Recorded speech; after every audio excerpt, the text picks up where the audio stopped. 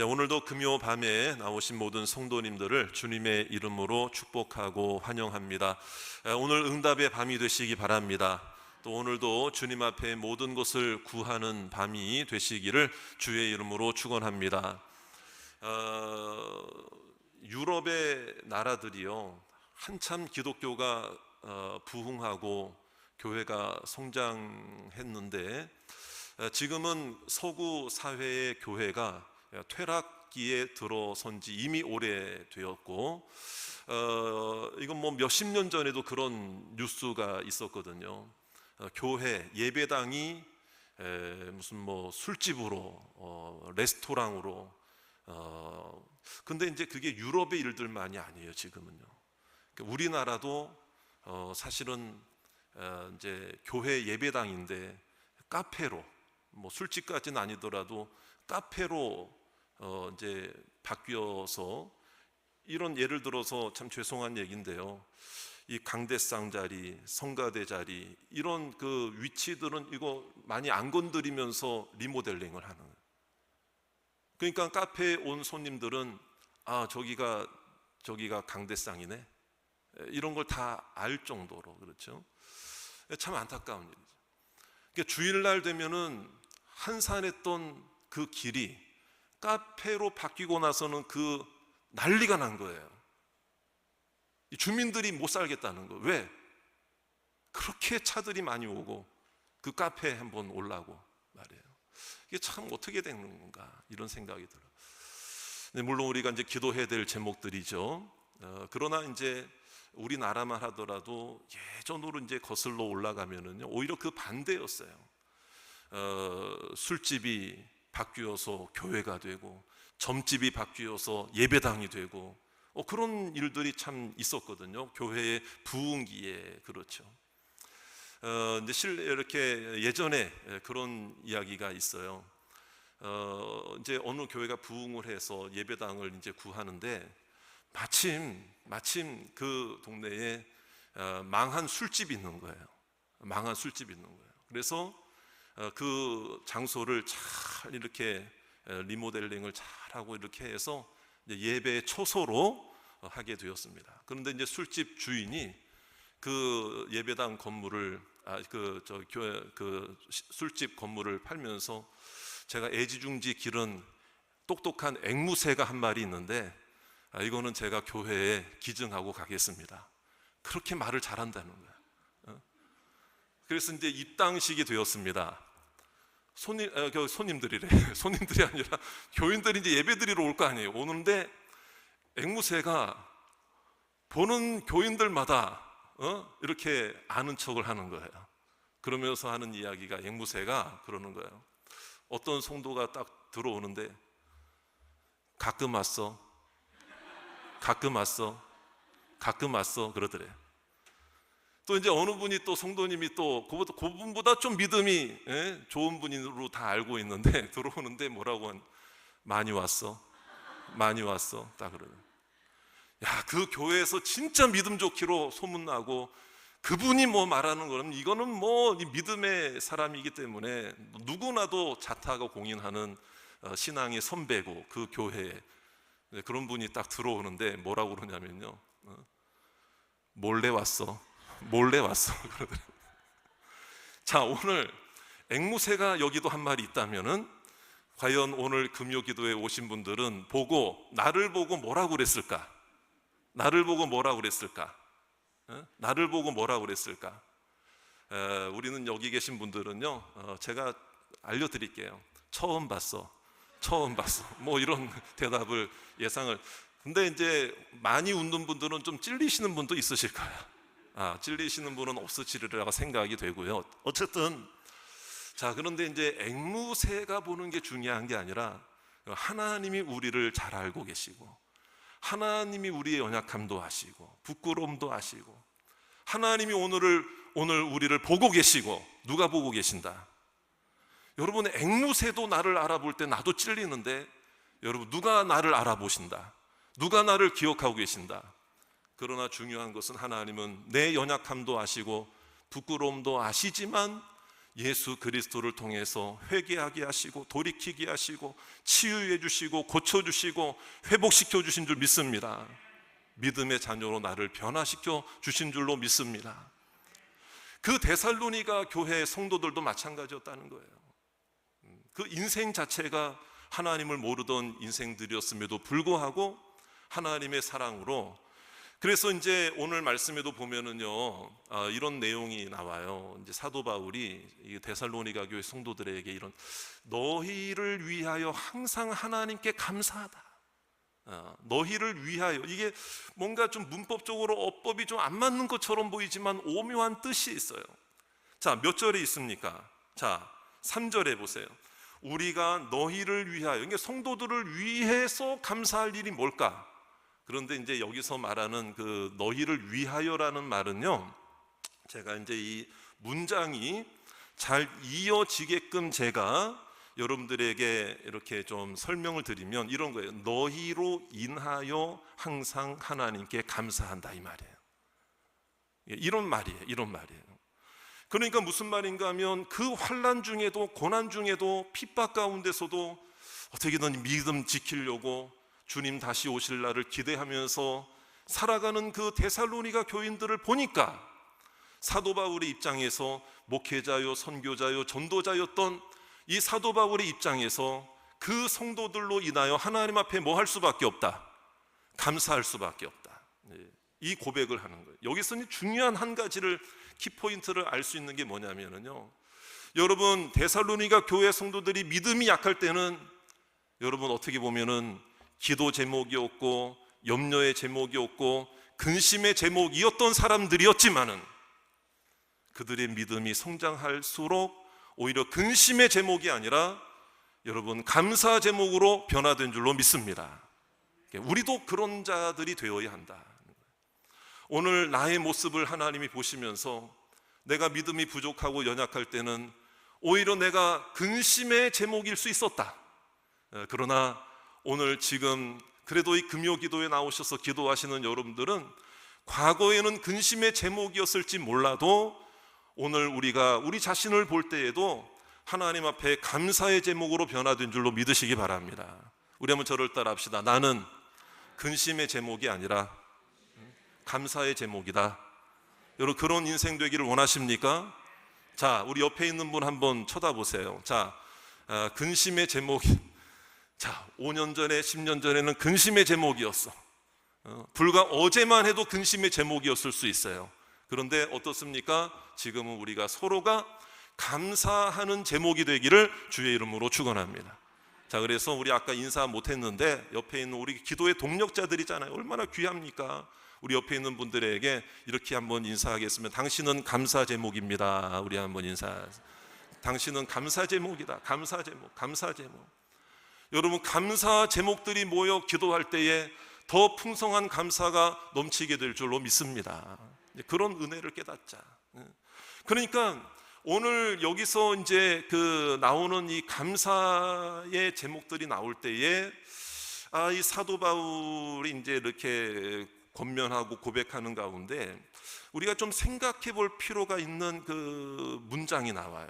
표현이 나와요. 그게 뭐냐면 그들이 고난이 많았잖아요. 그러면 고난을 받았다는 것은 고난을 주는 자들이 있었다는 거지. 환난을 받았다는 것은 환난을 주는 자가 있었다는 거예요, 없었다는 거예요? 주변에 있었다는 거죠. 내가 핍박을 당했다는 얘기는, 억울함을 당했다는 얘기는 나에게 애매한 고난을 주고 핍박을 주는 자들이 주변에 있었다는 거예요, 없었다는 거예요? 있었다는 거지. 그들에게는 불신자 사람들과 또 이방 우상을 섬기는 자들과 또 유대인들도 섞여져 있었거든요. 그러니까 유대인들 중에서 율법주의자들이, 말씀을 잘못 해석하는 그 이단자들이 사실은 이 데살로니가 교회 성도들을 괴롭히고 고난을 주고 핍박했던 그런 상황이었거든요. 로마의 제국, 로마 황제, 그 우상으로 섬겼잖아요. 로마의 황제는 뭐 그야말로 신이죠, 신. 그 당시 그런 상황 속에서 하나님께 이 사도 바울이 기도하면서 하는 선포한 말씀이 뭐냐면, 하나님이 너희에게 환난을 주게 하는, 너희로 하여금 환난 받게 하는 자들에게는 환난으로 갚으신다. 이런 얘기. 무서운 말을 해요. 자, 그게 어디에 있습니까? 6절에 있죠. 너희로 환난을 받게 하는 자들에게는 뭘로 갚으시고. 야, 이거 가벼운 말이에요? 무거운 말이에요? 이거 엄중한 말이에요. 이거 굉장히 무서운 말이고 굉장히 무거운 말이에요. 가볍게 생각해서는 안 될 말이에요. 그럼 이제 여기서 우리가 한번 생각해 보자는 거예요. 여기서 한번 생각해 보자. 하나님께서 믿는 자들이 핍박당하는 거에 대해서 이렇게 나서 주신다는 건 참 감사한 일인데, 자, 여러분, 환난 받게 하는 자들에게 환난으로 갚으신다는 거는 그 사람들에게는 굉장히 이거는 무서운 심판의 말씀이거든요. 자, 하나님은 자비의 하나님이시라고 했는데, 어찌 보면은 이 갚는다라는 표현은 여러분 어떨 때 쓰는 말입니까? 원수 갚는다, 안 갚음을 한다, 이럴 때 쓰는 말이잖아요. 그런데 하나님께서 자비의 하나님, 사랑의 하나님이신데, 물론 믿는 자들의 억울함과 그 핍박에 대해서 나서 주시는 건 감사한 일이지만, 왜 하나님께서 안 갚음을 하신다? 원수를 갚는다? 아니, 복음서에는 예수님이 내 원수까지도 사랑하라 하셨는데, 아니 왜 여기서는 이러한 표현으로 강하게 말씀을 하실까? 왜, 어떤 뜻으로 이런 얘기를 하실까? 과연 갚는다는 말이 이런 뜻의 이야기인가? 아니면 우리가 모르고 있는 어떤 다른 의미가 있는가? 여러분, 여기서 이 갚는다라는 뜻이 뭔가를 먼저 오늘 캐치해야 돼요. 이걸 먼저 깨달아야 돼요. 여기서 말하는 갚는다라는 말은 하나님이 우리처럼 악에 차올라서 말이에요, 원수를 갚고 미워하고 사랑을 저버리고 이렇게 하듯이 그렇게 안 갚음을 하고 원수를 갚는다, 이런 차원의 갚는다는 표현이 결코 아닙니다, 여러분. 이게 아니에요. 여러분, 오해하시면 안 돼요. 그러면 그 뜻이 뭐냐? 갚는다라는 뜻이 뭐냐면은 이런 뜻이에요. 뭐냐면은 단순한 안 갚음이나 원수 갚음이 아니라, 저를 따라 합시다. 하나님의 공의와 하나님의 질서와 하나님의 인격과 하나님의 주권, 그렇죠, 하나님의 뜻대로, 하나님의 말씀대로, 하나님의 공의대로 판단하시고 심판하시고 행하시는 하나님의 그 공의를 말하는 거예요. 공의를 말하는 거예요. 무슨 원수를 갚고 이런 차원이 아니라. 그러니까 그 뒤에 있는 말씀 8절 9절 말씀을 한번 보세요. 자, 8절 9절 우리 다 같이 함께 읽어봅니다. 시작.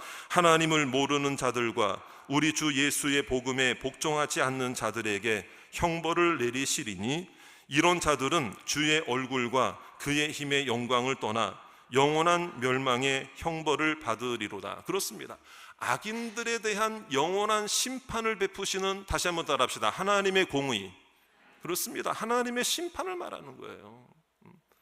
그만큼 하나님은 우리 구원자, 우리를 구원하시는 주권자 하나님이심을 믿으시기 바랍니다. 구원을 베푸시는 하나님, 그러므로 회개하지 않고 돌이키지 않는 자들에 대한 엄중한 심판이 있다는 것을 우리들에게 반드시 보여주고 있는 것이다. 선한 자들에 대해, 하나님의 뜻대로 살려고 하는 자들에게, 피눈물을 쏟게 하는 자들에게는 반드시 하나님의 방법으로 이 땅에서든지 저 세상이든지 여러분 하나님의 보응이 있다라는 것을 우리에게 엄중히 가르쳐 주고 있는 말씀이라는 것을 깨달으시기 바랍니다. 이것은 결국에는 어떤 의미가 있는가 하면요, 우리 이미 믿는 우리들에게 그러면 우리도 두려워서 떨고 이렇게 조바심 내며 살래, 이런 얘기가 아니에요. 그런 하나님이심에도 불구하고 우리도 그들과 별반 다를 게 뭐가 있어요?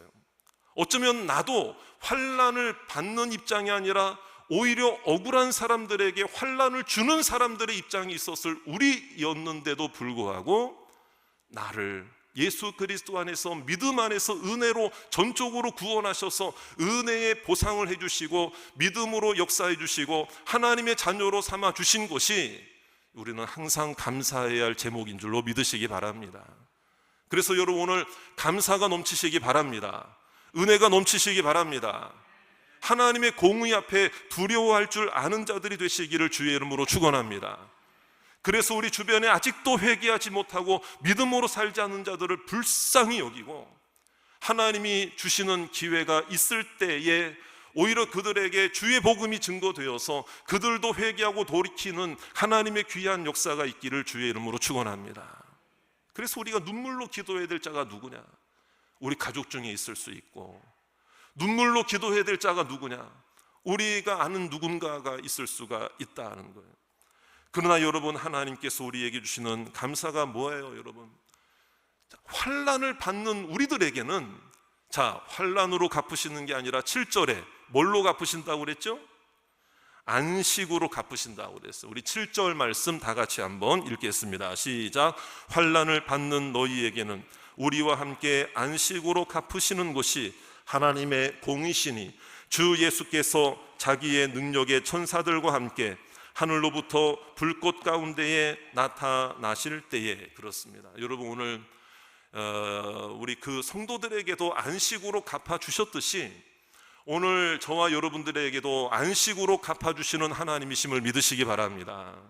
환난이 있고 고난이 있고 아픔이 있고 애달픔이 있고 눈물이 있고, 그런데 여기서 이제 안식으로 갚으신다는 말이, 안식이라는 말이 어떤 의미인가 하면은요, 이런 의미예요. 느슨하게 한다, 이런 원뜻을 가지고, 헬라어 원뜻입니다. 이게 느슨하게 한다. 줄을 탱탱하게 탁 짱짱하게 이런 게 아니라 줄을 약간 텐션을 좀 이렇게 늦추는 거, 그걸 말하는 거예요. 느슨하게 한다, 늦춘다, 팽팽한 긴장이 아니라, 여러분, 안식, 좀 쉰다 라고 할 때는 여러분 팽팽한 거예요, 느슨한 거예요? 느슨한 거지. 바로 그런 의미를 가지고 있는 거예요. 그러니까 이것은 어떤 의미인가 하면, 저를 따라 하실까요? 하나님 안에서, 그렇죠, 하나님 안에서 풍성하고 부요하고 여유 있고 은혜를 누리고 마음에 여유가 생기고, 여러분, 마음에 여유가 생긴다는 건 뭐냐면은 내 옆에 있는 사람이 나의 환난을 주고 나를 힘겹게 한다 할지라도 내 마음이 느슨한 상태에서 받아주는 거예요. 스펀지가 되는 거예요. 받아주고 용납해주고. 그러면은 나는 속이 곪잖아요. 그럼 목사님, 내 속은 콜마 터지는걸요, 이렇게 반문을 하신 분들도 계실 거예요. 그러나 여러분, 이 안식은 따라합시다. 하나님 안에서. 그렇죠. 누가 주시는 안식입니까? 하나님이 느슨하게 하신 거기 때문에 그 뒤에 모든 상처와 번민과 고난과 역경과 슬픔과 안타까움과 이런 모든 것들은 하나님이 내 뒤에서 다 받아주실 줄로 믿으시기 바랍니다. 하나님 안에서 여유 있는 자가 되시기 바랍니다. 옆에 있는 사람 옆구리 쿡 찔러도 허허 웃을 수 있는 진정한 그 믿음의 여유가 있으시기를 주의 이름으로 축원합니다. 여러분, 팽팽하게 늘 긴장하지 않고 긴장하고 팽팽하게 여러분 평생을 살 수 있어요, 우리가요. 그러니까 여러분, 이 안식일의 개념도 마찬가지로 일주일을 팽팽하게만 산다고 생각해 보세요. 그 끊어지면 큰일 나는 겁니다. 끊어지면 큰일 나는 거예요. 주님 앞에 주일은 느슨하게, 그래도 좀 이렇게 하나님 안에서 벌써 저를 보세요. 여러분들 담임 목사는 벌써 얼굴만 봐도 느슨하게 생겼잖아요. 제가 여유 있게 뭐 좀 이렇게 뭐 좀 나올 때가 나왔어도 이렇게 여유, 덕망 뭐 그런 거라. 그런데 제가 자화자찬을 하는 게 아니고, 중요한 것은 여러분 뭐냐면 하나님이 주시는 안식은 어느 누구도 빼앗아 갈 수 없다는 거예요. 그 안식을 정말 오늘 우리가 기도할 때도 여러분, 내 마음속엔 초바심이 나지만은 하나님께 기도하는 자들이 은혜 받으면요, 오히려 오늘 기도가 끝나고 난 이후에는 여러분들에게 진정한 안식이 임할 겁니다. 평강이 임할 줄 믿습니다. 문제의 고민이 해결될 줄 믿습니다. 방법을 찾게 될 줄 믿습니다. 은혜를 발견하게 될 줄로 믿습니다. 그 안식을 갚아준다는 말이 뭔지 아세요? 보장해준다, 이런 뜻이에요. 나 돈 얼마 갚을게. 여러분, 하나님의 갚는다는 이 말이 얼마나 이게 확실한 말입니까? 그 말씀을 하나님께서 이루어 주실 줄로 믿습니다. 여러분들에게 오늘 하나님이 오늘 갚아주시는 날이 될 줄로 믿으시기 바라고요. 오늘 미루어졌던 어떤 기도의 제목이 혹시 있다 할지라도 오늘 갚아주시는 날이 되시고 응답해 주시는 날이 되시고 은혜로 갚아주시는 날이 되시기를 주의 이름으로 축원합니다. 안식으로 갚아주실 줄 믿습니다. 사랑으로 갚아주실 줄 믿습니다. 평안으로 갚아주실 줄 믿습니다. 응답으로 갚아주실 줄 믿습니다. 10년 동안 애달팠던 마음들이 있다면 오늘 하루에 다 갚아주실 줄 믿습니다. 여러분, 그 갚아주시는 하나님을 기대하자. 그러니까 우리가 기도하지 않고 낙심만 한다면은요, 늘 그냥 마음은 팽팽하게 그냥 언제 끊어줘도 이상하지 않을 정도로 이 마음에 여유가 없고, 오늘 기도할 때도 진정한 평강 안에서 기도하시기를 주의 이름으로 축원합니다. 그래서 여러분, 우리 성경 구절 하나 찾아서 여러분들에게 보여드린 베드로전서 5장 7절 말씀 다 같이 함께 읽겠습니다. 시작. 너희 염려를 다 주께 맡기라. 이는 그가 너희를 돌보심이라. 하나님이 돌보신다는 것은 만져주신다는 거예요. 너 왜 이렇게 힘주고 사냐? 좀 왜 이렇게 팽팽하게 사냐? 왜 이렇게 너 지금 딱딱하게 사냐? 너 왜 이렇게 너 고집 부리면서 사냐? 내가 먼저 은혜 받아야 돼요. 그래야 이 여유야 평안과 은혜가 옆에 있는 사람에게도 흘러가지. 여러분, 오늘 기도하는 이 시간에도 하나님 앞에 쓸데없는 고집 부리는 사람들이 있어. 내가 하나님입니까? 하나님만이 이건 절대 안 돼 이러지. 아니, 하나님이 된다고 그러면은 내가 그걸 어떻게 해? 이거 절대 안. 여러분, 하나님 앞에서 절대 안 됩니다. 이거는 우리는 내려놔야 돼. 이게 나를 팽팽하게 만들고 나를 힘들게 만들고 언제 끊어줘도 이상하지 않을 정도로 적당히 긴장하는 건 중요하죠. 그러나 여러분, 베드로도 예수님 십자가 지신다고 그럴 때 주님께 결코 절대로 이런 일이 일어날 수 없습니다 막 그러고, 그때 예수님이 좀 전에는 칭찬하셨다가 그 소리를 듣고 뭐라고 그래요? 사탄아, 내 뒤로 물러가라. 어떻게 하나님 앞에서 절대 이건 안 됩니다 이런 게 어디 있겠어요? 오늘도 우리가 기도할 때 하나님, 내 마음부터 안식을 허락해 주시옵소서. 내 마음에도 평강을 먼저 허락해 주시옵소서. 그러면 옆에 있는 사람 볼 때 문제인 것처럼 보여도 문제가 하나도 아니다. 그런 믿음으로 여러분, 저를 따라 합시다. 내가 먼저 은혜 받으면 문제가 해결된다. 그런 믿음으로 오늘 갚아주시는 하나님, 내 생각보다 더 귀한 곳으로 열매 맺게 하시고 내 기도보다 더 귀한 곳으로 응답해 주시는 그 하나님의 놀라운 뜻 앞에 모든 염려를 맡기고 기도하시는 진정한 안식의 기도가 이루어지는 오늘 이 밤이 되시기를 주의 이름으로 축원합니다.